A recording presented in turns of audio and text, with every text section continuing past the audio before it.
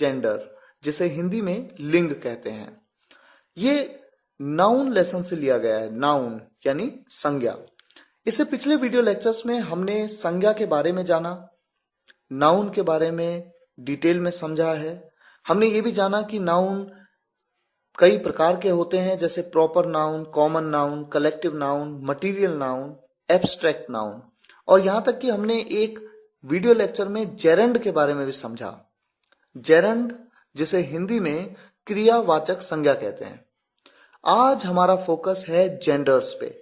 जितने भी words noun में दिए जाते हैं, जो भी वर्ड नाउन है, वो भी किसी न किसी जेंडर से बिलोंग करता है। 3 जेंडर हैं, masculine, feminine, neuter gender. Masculine मतलब पुल्लिंग, फेमिनिन मतलब स्त्रीलिंग, और न्यूटर मतलब नपुंसकलिंग। अब देखिए, सबसे पहले मैस्कुलिन जेंडर की बात करते हैं, पुल्लिंग। It denotes a male. यह पुरुष जाति का बोध कराता है। तो ऐसे वर्ड आपके सामने हैं, एग्जाम्पल्स, बॉय। बॉय मतलब लड़का, ये एक पुरुष जाति का बोध कराता है। अंकल, अंकल क्या है? एक पुरुष है। ब्रदर यानी भाई क्या है? एक पुरुष है। सन, बेटा क्या है? एक पुरुष है। पुरुष जाति का बोध कराता है ये वर्ड। टाइगर, डॉग, ये क्या है? पुरुष जाति का बोध कराते हैं। ये मैस्कुलिन जेंडर नाउन है। अगर मैं कहूं एक्टर, जैसे सलमान खान, शाहरुख खान, आमिर खान, कई एक्टर्स हैं। एक्टर क्या है? ये पुरुष जाति का बोध कराने वाला एक वर्ड है एक्टर। फादर यानी पिता, ये भी एक पुरुष जाति का नाउन है, एक पुरुष जाति का वर्ड है, संज्ञा है। इसी तरह से feminine gender, it denotes a female. यह स्त्री जाति का बोध कराता है। एग्जाम्पल है गर्ल, आंट, आंट मतलब आंटी, सिस्टर, डॉटर, टाइग्रेस। हम पुरुष जाति में हम कहते हैं टाइगर, उसी तरह से स्त्री जाति में हम कहते हैं टाइग्रेस। इसी तरह से फीमेल डॉग। देखिए, डॉग मतलब कुत्ता, वो तो एक पुरुष है, पुरुष जाति का बोध कराता है। फीमेल डॉग ये स्त्री जाति का बोध कराती है। फीमेल डॉग, जिसे हम कुतिया कहते हैं। कई लोग, या मैं कहूंगा कि इंग्लिश लैंग्वेज में हम कुतिया को बिच भी कहते हैं, BITCH, बिच।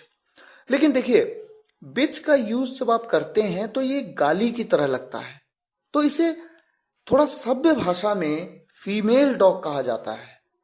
तो आप इस वर्ड को यूज कर सकते हैं। वर्ड कॉम्बिनेशन है फीमेल डॉग। इसका मतलब सीधा है कि वो एक स्त्री जाति का कुत्ता है ना, स्त्री जाति।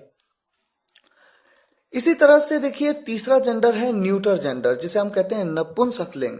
It denotes non living things. यह निर्जीव चीजों का बोध कराता है। निर्जीव चीजें आपके सामने बहुत सी हैं।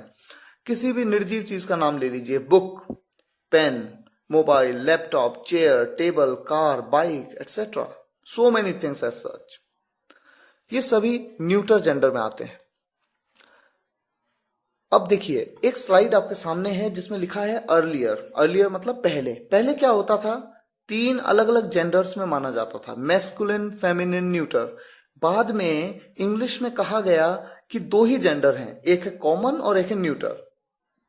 कॉमन में आएंगे मैस्कुलिन और फेमिनिन, और न्यूटर एक अलग जेंडर है जिसमें निर्जीव आएंगे, नॉन लिविंग।